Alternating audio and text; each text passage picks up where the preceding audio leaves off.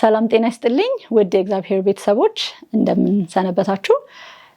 ይህ ሁለንተናዊ ፈውስ በሚል የሳምንቱ ወደ እናንተ የሚቀርበው ፕሮግራማችን ነው።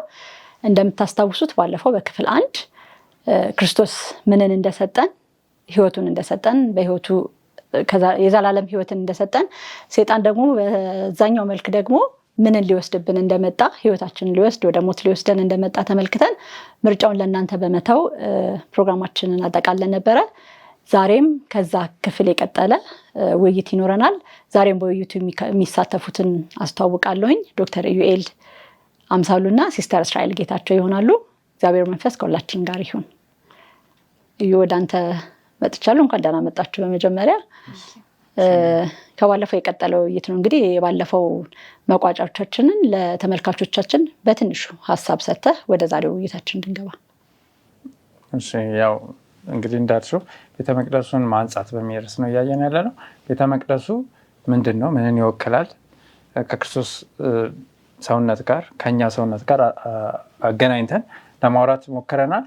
በዛም ደግሞ በፋሲካ ጊዜ ክርስቶስ ወደ ቤተ መቅደስ ሄዶ ያደረገውን የማንጻት ስራም ለመመልከት ሞክረናል እና በዛ ውስጥ እንግዲህ ሁላችንም ተሳታፊዎች እንደሆነንና ክርስቶስ እንዳልሽው የሚሰጠን ህይወቱን ነው፣ ጤናን ነው፣ መልካምን በረከትን ነው እያቀረበልን ያለው። በተቃራኒ ደግሞ እንዳልሽው ሰይጣን በተቃራኒ ደግሞ ጤናችንን፣ ህይወታችንን የተትረፈረፈ ህይወት እንዳይኖረን የእሱ ሀሳብ እንደሆነ ለማየት ሞክረናል። እንግዲህ ሰይጣን እንዴት የተሳካለት፣ እኛስ እንዴት ነው በዛ መንገድ በመሆን አብዛኛው የሰው ልጅ ክርስቶስ ባለፈበት ፈተና ያልፋል፣ ግን ብዙዎቻችን እንወድቃለንና እንዴት ነው ሰይጣን የተሳካለት የሚለውን ሀሳብ ቀጥለን እናያለንና ስለዚህ ወደ አካል እንምጣ። መጀመሪያ ክርስቶስ የተፈተነው ፈተና በራስን በመግዛት ወይም አፕታይት የምንለው ፈተና ላይ ነውና እንዴት ነው ሰይጣን የተሳካለት? እንዴት ነው ፈተናውን የምናየው? እስቲ እስራኤል። እሺ፣ ሰይጣን አሁን እንዴት ነው የተሳካላት የሚለውን ከዚህ አሁን ካለንበት ጊዜ ስናይ አንድ የተነሳው ፊዚካል ወይ አካላዊ የምንለው ነገር ነው እና ክርስቶስን መጀመሪያ ራስን በመግዛት ሲፈትነው እናየዋለን አይደለ? እነዚህን ድንጋዮች ወደ እንጀራ ቀየራቸው ስን እናያለን። ይሄንን ራስን ከመግዛት ጋር የሚያያዝ ነገር ነው እና በዚህ ጊዜም እነዛ ፈተናዎች እንደቀጠሉ ናቸው።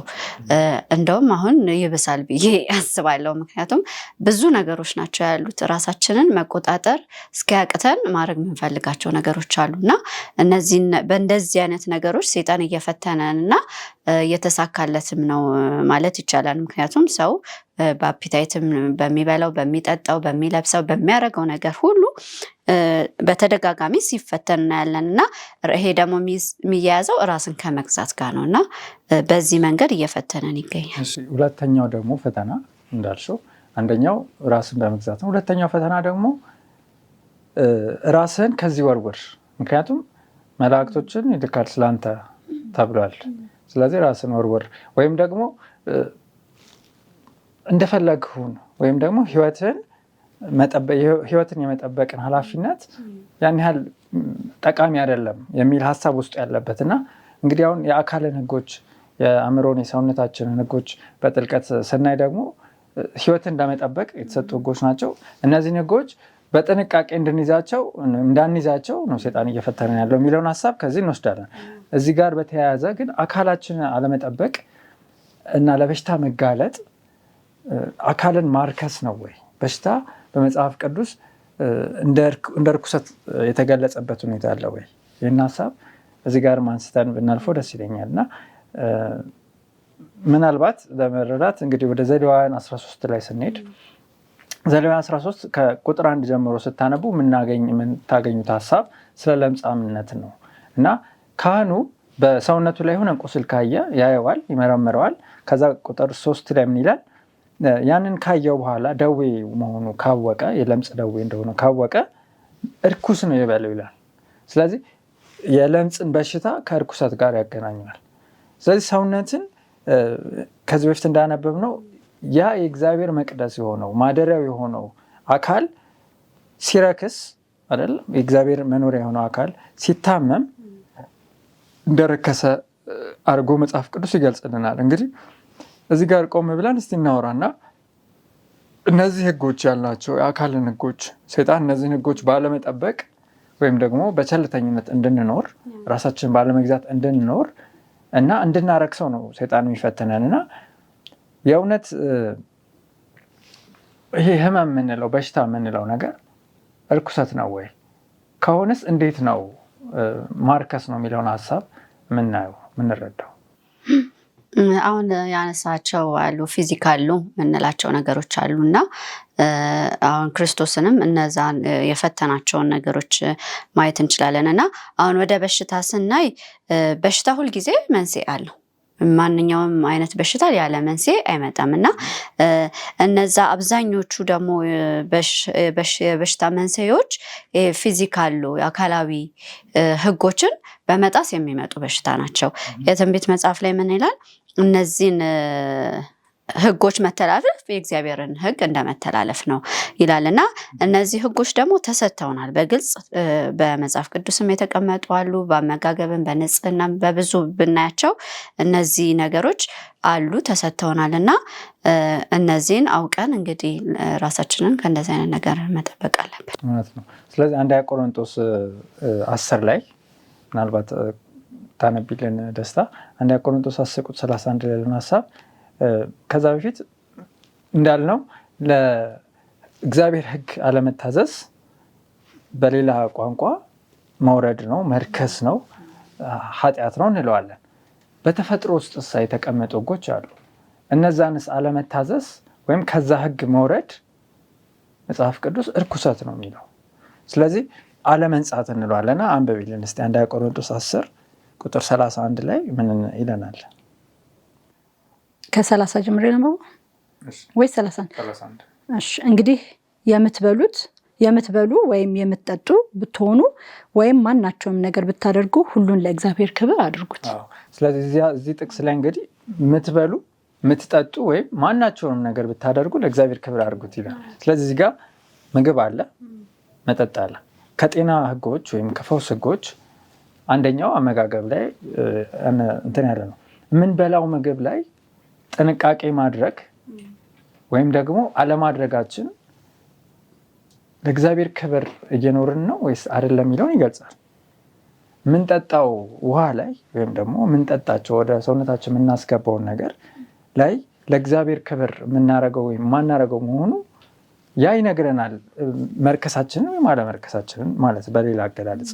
እና እስቲ እዚህ ጋር ጳውሎስም ሲናገር አንደኛ ቆሮንቶስ 6 ላይ መብል ለሆድ ነው፣ ሆድም ለመብል ነው። ይሄ የተለመደ አባባል። ምን የምንበላው ለሆዳችን ነው አይደል? ሆድም ደግሞ ለምግብ ነው የተፈጠረው የሚባል አለ። ግን እዛ ላይ ምን ይላል? እግዚአብሔር ግን ይህንንም ያንንም ያጠፋቸዋል። እንደዚህ ብለን የምናስብ ከሆነ ትክክለኛ አስተሳሰብ ነው ወይ?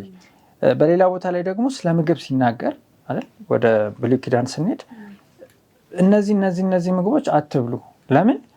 በእነዚህ ምግቦች ትረክሳላችሁ፣ ሰውነታችሁን አታርክሱባቸው። እንደውም እኔ እግዚአብሔር ቅዱስ ነኝ ከራሱ ጋር ብላ ያገናኛል። እግዚአብሔር እኔ ቅዱስ ስለሆንኩኝ እነዚህን ምግቦች አትመገቡ። እና ይህንን ሀሳብ እንዴት ታያለህ? እስኪ የምንበላቸው ምግቦች በተለይ የተከለከሉ ምግቦች እንዴት ነው የሚያረክሱን? እንዴት ነው ሰውነታችንን ከእግዚአብሔር ሀሳብ የሚያርቀን? እሺ አሁን እንዳየነው እንግዲህ የምንበላውን ነገር ለእግዚአብሔር ክብር እንድናደርግ እግዚአብሔርም ነግሮናል እና ሰውነታችሁን ቀድሱ ይላል፣ ሰውነታችሁን አታርክሱ እያለ በተደጋጋሚ መጽሐፍ ቅዱስ ላይ እናያለን። እና መብል እንዴት ነው የሚያረክሰው ስንል በግልጽ መጽሐፍ ቅዱስ ላይ የተቀመጡ ነገሮች አሉ። ከምግብ ጋር ለእስራኤላውያኖች የተሰጡ ህግ አሉ። አሁን ለምሳሌ የአሳማ ስጋ መውሰድ እንችላለን። የአሳማን ስጋ እንዳትበሉ ይሄ የሚያረክስ ነው ተብሏል አይደል? ያ ደግሞ ምክንያት አለው። እግዚአብሔር አንድን ነገር ሲከለክል በምክንያት ነው። ምክንያቱም አሳማ ምንድነው? በባህሪው ሁሉን ነገር የሚመገብ ነገር ነው፣ እየመረጠ አይደለም። አስፈላጊውንም የማያስፈልገውን ነገር ሁሉ ወደ ሰውነቱ የሚያደርግ ነው እና ያን እኛ በምንመገብበት ጊዜ በሽታን ወደ ውስጣችን እያስገባ ነው እና ይሄ አንድ የተሰጠን ትእዛዝ ነው እና መተላለፍ ዋጋ ያስከፍለናል። ይሄንን ማለት ነው እና ሌሎችም የተዘረዘሩ አሉ እና አሁን በዛ ጊዜ እነዚህ ነበሩ። አሁን ደግሞ በዚህ ጊዜም አሉ ብዙ ምግቦች። አሁን ለምሳሌ ለምሳሌ ፕሮሰስድ ፉዶችን ብንወስድ ለጤና ጥሩ እንዳልሆነ አሁን ኢቨን ሳይንቲፊካሊ ያሉ ነገሮችን ብናነብ በዚህ ጊዜ አሁን ለምሳሌ ራሱ በተደጋጋሚ ጥሬ ስጋ መመገብ በቃ ልማዳችን ስናደርግ እነሱም ለጤና ጠንቅ እንደሆነ ለክሮኒክ ዲዚዞችን የሚያመጡ የታሸጉ እና ይሄ ጃንክ ፉድ የምንላቸው ምንድነው ጃንክ የተጠባበሱ እና እነዛን መመገብ ራሱ አሁን ሳይንቲፊካሊም እየተመከሩ አይደለም አይደል? እኛ ደግሞ እግዚአብሔር ይህም በግልጽ ሰጥቶናል። ይህንን ስታደርጉ ምንድነው ትረክሳላችሁ ተነግሮናል። ይሄ መርከስ ደግሞ ከቤተ መቅደስ ጋር ይያያዛል እኛንን ብለናል። ስለዚህ ይህን ስንወስድ ረከስን ማለት ነው። ይህን አረግን ደግሞ ማለት እግዚአብሔርን አልታዘዝንም ማለት ነው። ስለዚህ እያገናኘን ያለ ነው እንግዲህ ምንድነው አካልን የሚያቆሽሽ ነገር ለምሳሌ የአሳማን ስጋ አንስተናል። ለብዙ በሽታ የሚያጋልጥ በውስጡ ብዙ መርዝ ያለውን ነገር መብላት ሰውነታችንን ዲፋይል ያደርጋል ወይም ያረክሳል እያለን መጽሐፍ ቅዱስ። ለምን እኔ ደግሞ አምላካችሁ ቅዱስ ነኝ። ስለዚህ ይህ አካል የእግዚአብሔር ማደሪያ ከሆነ ቅዱስ አድርጋችሁ ልጠብቁት ይገባ ነው እና እንዳልሹ ደግሞ ጥሩ ምሳሌ ወደኛ ዘመን ስናመጣው ብዙ ሰዎች የተከለከሉ ምግቦችን አንበላም ይላሉ። እውነት ነው። ነገር ግን በዚህ ዘመን እግዚአብሔር ምንን ይሆን አትብሉ ሊለን የሚችለው? ምክንያቱም አሁን ካነሳ ነው ሀሳብ ጋር ምክንያቱም መርከስ የሚለውን ሀሳብ እንዴት ነው እያየን ያለ ነው? ለሰውነታችን መርዛማ የሆነ የሰውነታችን ጤና የሚጎዳ ነገር ስለሆነ ነው እርኩስ የተባለው። ስለዚህ እስራኤልም እንደጠቀሰችው ከፍተኛነት ቅባትነት ያላቸው ከፍተኛ ለካንሰር የሚያጋልጡ ብዙ በፕሮሰስ ውስጥ የሚያልፉ ምግቦች አሉ። እነዚህ ሁሉ ለበሽታ የሚያጋልጡንና ወደ ሞት የሚወስዱን እስከሆኑ ድረስ የረከሱ ምግቦች ናቸው ማለት እንችላለን። እና ይህን እንደያዝን በሌላ መልኩ ደግሞ ሌላው የጤና ሕግ ቅድም እንዳልነው ከውሃ ጋር ከመጠጣት ጋር ይገናኛል። ውሃ ግን ወደ ውስጥ ገብቶ ከሚሰራው ስራ በተጨማሪ ደግሞ የውጭንም ንጽህናችን የምንጠብቅበት ነው እና ንጽህና መጠበቅ ቤተ መቅደሱ ማርከስ ነው ወይ እስራኤል? አዎ ከጤና ሕግ አንዱ እንግዲህ አሁን ሃይጅንን አንስተናል። ውሃ አለ አይደል? የጤና ሕግ ላይ ውሃ ይቀመጣል። ውሃ እንዳልከው ከመጠጣት ባለፈ ደግሞ ሌላ ጥቅም አለው። ሰውነታችንን የምናነጻበት ነበረ እና በቤተ መቅደሱም ስናይ ካህኑ መጀመሪያ ምን ማድረግ አለበት? መታጠብ አለበት አይደለም? ራሱን አንጽቶ ነው የሚቀርበው እና እኛም ራሳችንን ውስጣችንን ከዛ ደግሞ ውጫዊ የሚታየውን አካላችንንም ደግሞ ማጽዳት ይኖርብናል ማለት ነው። እውነት ነው። ስለዚህ ሬሳ የነካ ሰው በእስራኤላውያን ባህል ከሰውነት የሚወጣ ፈሳሽ ያለው ሰው እንደዚሁ ደግሞ እንዳልሹ በቤተ መቅደስ አገልግሎት ሁልጊዜ የሚደረግ ንጽህናን የመጠበቅ እንትን አለ። ይሄ እንግዲህ ከእግዚአብሔር ቅድስና ጋር ይገናኛል። ምክንያቱም እኛ እግዚአብሔር ማደሪያ ነው እስካለን ድረስ ንጽህናችን መጠበቅ አለብን። በሳምንት ምን ያህል ጊዜ መታጠብ አለብን? ደስታ ንጽህናችንስ እንዴት መጠበቅ አለብን? ያ እንደየሰው እና እንደሚሰራው ስራ ለምሳሌ የጉልበት ስራ የሚሰራ ሰው በጣም ከፀሐይ ጋር ተጋላጭነት ሙቀት በጣም የሚያገኘው ሰው በየቀኑ ሊታጠብም ይችላል። አንዳንዴ ደግሞ ኦቨር ሻወሪንግም ደግሞ የሚከለክሉ አሉ የቆዳን መድረቅ ስለሚያመጣና እንደየእንተናችን በሳምንት 3 ግን ብዙ ጊዜ ሪኮመንድ የሚመከረው አይደል በሳምንት 2 ነው። ግን እንዳልሹ እንደ ሁኔታው ከዛ ሊጨመር ይችላል። እንግዲህ ሌሎች የጤና ሕጎችን እዚህ ጋር ብናነሳ ለምሳሌ ንጹህ አየር የሌለበት ክፍል፣ ለፀሐይ ያልተጋለጡ ክፍሎች እነዚህ ሁሉ ለበሽታ የሚያጋልጡ ናቸው። ስለዚህ እያልን ያለነው ለበሽታ የሚያጋልጠን የትኛውም አይነት የአካባቢም የሰውነትም ሁኔታ ሰውነታችንን እንዲያረክስ ያደርጋሉ። ያ ደግሞ ለምሳሌ ቅድም ብለናል ቤተ መቅደሱ አንዱ የሚነጻበት መንገድ በውሃ ነው። በሌላ በኩል ደግሞ በደም ይነጻል አይደለ? በደም ነው እያንዳንዱ ነገር የሚነጻው እና ሰውነታችን ውስጥ ደም ያለውን ጥቅም ስናይ ንጹህ ነገር ወደ ሰውነት ክፍሎቻችን ወደ ሴሎቻችን ድረስ ወርዶ የሚሰጠን ነው እና ደማችን ንጹህ ካልሆነ ምን እየሆነን ነው ማለት? ንጹህ ማለት ተገቢውን ስራ በስነስርዓት ካልሰራ ጤናማ አንሆንም ማለት። ስለዚህ ደማችንን ንጹህ ለማድረግ እነዚህም የጤና ሕጎች በቂ አየር ማግኘት አይደል? ንጹህ አየር ወደ ውስጥ ማስገባት፣ በቂ ኤክሰርሳይዝ መስራት፣ የተመጣጠነ ምግብ መብላት፣ በቂ ውሃ መጠጣት፣ እነዚህን ሕጎች ከዚህ ውስጥ እናያለና ሰይጣን እንግዲህ ወደ መጀመሪያው ሀሳብ ስንመለስ እነዚህን ነገሮች ቸልተኞች እንድንሆን በማድረግ ሰውነታችን እንድናረክስ ለሰውነታችን የማይጠቅሙ ነገሮች እንድናስገባ እና ሰውነታችን እንድናረክስ በማድረግ የተሳካለት ነው የሚለውን ሀሳብ እንደያዝን፣ ነገር ግን ሶስተኛው ፈተና ላይ ደግሞ ስናይ በዓለም ያለውን ሁሉ ክብራቸውም ለእኔ ተሰጥቶኛልና ወድቀ ስገድልኝ ሲል ደግሞ እናያለን። ስለዚህ ከአካልም ደግሞ ወተን እስቲ ወደ ውስጠኛው ክፍል ደግሞ እንሄዳለን። ከቤተ መቅደሱ ወደ ውስጠኛው ክፍል ወደ ቅዱስና ወደ ቅድስተ ቅዱሳኑ ስንገባ ደግሞ ከአካል ባለፈ አእምሮን የሚያረክሱ ከእግዚአብሔር የሚለዩ ደግሞ ብዙ ነገሮች አሉ መጽሐፍ ቅዱስ እንደሚለን እና እስቲ ሰይጣን በዚህ መንገድስ እንዴት ነው እየሰራ ያለው? እኛስ ምን አይነት ጥንቃቄ መውሰድ አለብን?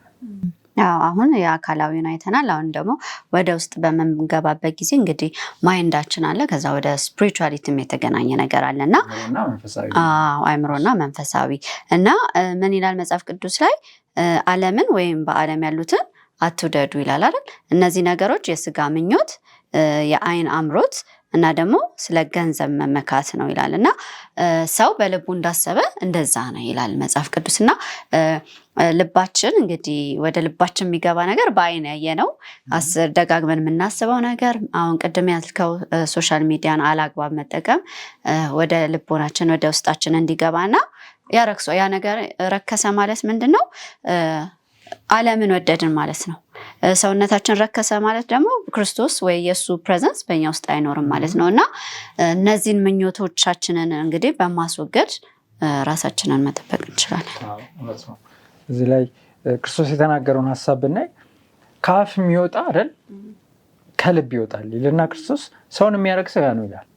ስለዚህ ሰው በአፉ የሚቀመጠው ነገር ብዙ ጊዜ በሀሳቡ የተቀመጠው ነገር በተደጋጋሚ የሚያስበው ሀሳብ ነው እና እነዚህም ሀሳቦች ሲናገር ክርስቶስ ከልቡ ምን ይመጣል? ክፉ ሀሳብ፣ መግደል፣ ጥላቻ፣ ምንዘር፣ ዝሙት፣ መስረቅ፣ በውሸት መመስከር፣ ስድብ፣ እነዚህ እንግዲህ የእግዚአብሔር ሕግ መተላለፍ ናቸው። የሚጀምሩት ከየት ነው እያለ ነው? ከሀሳብ ነው። ስለዚህ ከአካል ወጥተን ወደ ሀሳብ እየሄድን ነው። የምናስባቸው ሀሳቦች ንጹህ ካልሆኑ የእግዚአብሔርን ሕግ ወደ መተላለፍ ይመሩናል። ስለዚህ መንፈሳዊ ማንነትን እንዲረክስ ያደርጋል የሚል ሀሳብ አለው። እሺ እንቀጥልና እንግዲህ ይህን ሀሳብ እንደያዝን ምናልባት በዚህ ዘመን ይህን ሀሳብ እንዴት እናየዋለን? ደስታ እስቲ ማለት ከአእምሮን ከማርከስ ጋር አእምሯችን እንድናረክስ ሰይጣን የሚጠቀምባቸው መንገዶች ምን ሀሳቦች ማንሳት እንችላለን? አንደኛ ሶሻል ሚዲያ ተጠቅሷል። ሶሻል ሚዲያ እንዳለ ነው። ሁለተኛ ደግሞ በአእምሯችን ከእግዚአብሔር ሀሳብ ውጪ እንድንሆን፣ ሌላው ደግሞ ጊዜያችንን በአግባቡ እንዳንጠቀም፣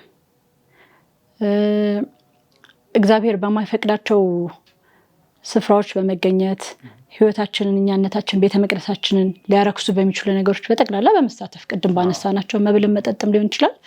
እግዚአብሔር በማይፈቅዳቸው ነገሮች በመሳተፍ ጠይቅሽና የጭንቀት ህይወት ወይም ደግሞ ስትረስድ መሆን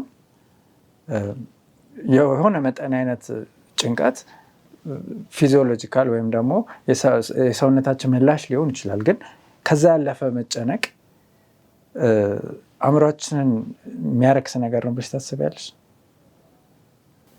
ይመስለኛል። አሁን እንዳልከው ጭንቀትን ስናነሳ እንግዲህ ጭንቀት ያው እኛ በጣም ስናስባል የሆነ ነገር ሲያስጨንቀን ያ ወደ ምን ይወስደናል? እግዚአብሔርን አለመታመን አይደለ? ስለምትበሉት፣ ስለምትጠጡት፣ ስለምትለብሱት አትጨነቁ ይላል አይደል? እና ይሄን በምናረግ ጊዜ ምንድነው እምነታችንን ከእግዚአብሔር ጋር ያለንን እምነት እንግዲህ ወደ ራሳችን ስናመጣ ነው እና ይሄ ስትረስ ወደዛ ነው የሚወስደን እና ይሄ በእግዚአብሔር መታመን የሚለውን ነገር እንትን ይልብናል። ስለዚህ በእግዚአብሔር መታመን የፈውስ ህግ ነው አይደል? ለአካላችን፣ ለአእምሯችን፣ ለመንፈሳዊ ህይወታችን ህግ ነው እና ይህን ህግ ስንሽር ወይም ደግሞ አእምሯችንን በሚያስጨንቁ ነገሮች ስንሞላ ይህንን አእምሯችንን እያረከስ ነው ወይም ደግሞ መርከስ የሚለው ቃል ከታሰበልን ሀሳብ እግዚአብሔር ካቀደልን እቅድ ወደታች ስንወርድ ነው። ምክንያቱም ክርስቶስን ስንመለከተው አንተ እግዚአብሔር ልጅ ከሆንክ አይደል ያለው? አንተ እግዚአብሔር ልጅ ከሆንክ ይህን አድርግ ሲለው ምን አለው? አንተ ሰይጣን ሂድ ከዚህ። ምክንያቱም እግዚአብሔርን ብቻ አምልክ ተብሎ ተጽፏል። ስለዚህ እግዚአብሔርን መታመን ማለት የሚገለጠው በአምልኮ ነው። እግዚአብሔርን መታመን ደግሞ የሚለውን ሀሳብ የምናየው ሙሉ ለሙሉ ጭንቀታችንን ጥያቄያችንን ለሱ መስጠት በሚል ነው። ስለዚህ እግዚአብሔርን መታመን የሚለውን ሀሳብ እዚህ ውስጥ እናያለን እና መጽሐፍ ቅዱስ የሚለን እንደውም ምሳሌ 3 ላይ ምን ይለናል? በፍጹም ልብ በእግዚአብሔር ታመን በራስህ ማስተዋል አትደገፍ ይልና ወደታች ወርዶ ቁጥር 8 ላይ ይህ ለስጋ ፈውስ ይሆንልሃል አጥንትህም ጠገን ይላል። ስለዚህ ፈውስ የሚሆነው ምንድን ነው? በዚህ ጥቅስ መሰረት በእግዚአብሔር መታመን። በእግዚአብሔር ካልታመነስ አንድ ሰው ፈውስ አይሆንለትም ወይም አካሉ አይጠገንም ወይም የረከሰ ነው ማለት ነው። እና ይህን ሀሳብ ከዚህ ውስጥ እናገኛለን። እንግዲህ እንዳልነው ወደ ውስጥ የምናስገባው ብቻ ሳይሆን ወደ ውጭ የምናወጣውንም ጥንቃቄ እንድናደርግ ደግሞ መጽሐፍ ቅዱስ ይነግረናል። ስለዚህ ሌላ ቦታ ላይ ደግሞ መጽሐፍ ቅዱስ ሲነግረን በመዝሙር 34 ላይ አንደበትህን ከክፉ ከልክል ከንፈሮችንም ሽንገላ እንዳይናገሩ ይልና ከክፉ ሽሽ መልካምንም አድርግ ሰላምንም እሻ ተከተላት በጎንም ዘመን ለማየት የሚወድ ማን ነው ብሎ ጠይቆ ነው የሚናገረውና ፈውስን የሚሰጠን ጤናን የሚሰጠን አይደለ? ሰይጣን ከሚያመጣው ፈተና እንድናመልጥ የሚያደርገን ወደ ውስጥ የምናስገባው ወደ ውጭ የምናወጣውንም በመጠንቀቅ ነው። ስለዚህ ይሄ አእምሯችንን ጤና ወይም መንፈሳዊ ሕይወታችንን ጤና በመጠበቅ ነው የሚል ሀሳብ አለው እና ምናልባት ተጨማሪ ሀሳቦችና የምናጠቃልባቸው ሀሳቦች ካላችሁ። ስለዚህ አሁን እነዚህን ነገሮች አየን አይደለ? በእግዚአብሔር አለመታመን የሚያመጣ ነገር አለ፣ ራስን አለመግዛት የሚያመጣ ነገር አለ። ከዛ ግን ለእነዚህ መፍትሄዎች ምንድን ናቸው? ከቤተ መቅደሱ ጋር ከማንጻቱ ጋር በተገናኘ እነዚህን ነገሮች እንዴት ነው ማገናኘት የምንችለው? እሺ፣ ስለዚህ ቀደም እንዳልነው ቤተ መቅደሱ የሚነጻበትን መንገዶች ለማየት ሞክረናል። ስንጀምር ምንድን ያለው ሰይጣን ወይም ደግሞ ራሳችን ራሱ ወደዛ መንገድ እንድንረክስ የሚያደርጉን መንገዶች አይተናል። እዚህ ጋር ደግሞ የፈውስን መንገዶች ወይም ደግሞ ከዛ የመውጣትን መንገድ ስናይ ክርስቶስ ነው አይደል ያነጻው ያንን ነገር ያን ቤተ መቅደስ። ስለዚህ ክርስቶስ ያነጻው ደግሞ ቤተ መቅደሱ ወይም በአገልግሎቱ ስናይ በደሙ አንጽቶታል፣ በውሃ በመታጠብ ያነጻናል፣ እንደዚሁ ደግሞ በእሳት ያነጻዋል ያል መጨረሻ ላይ። ስለዚህ እዚህ ጋር የምናየው በጤና በፈውስ ህጎችም ውስጥ የምናየው ሀሳብ እሱ ነው። ስለዚህ ደማችንን ንጹህ በማድረግ ከውጭም ከውስጥም በመታጠብ መንፈሳዊ ህይወታችንን አእምሯችንን በማደስ እንደዚሁም ባህሪያችንን በእግዚአብሔር መልክ በመቅረጽ ነው ከእግዚአብሔር ጋር በመተባበር የሚያነጻው ማን ነው? ክርስቶስ ነው።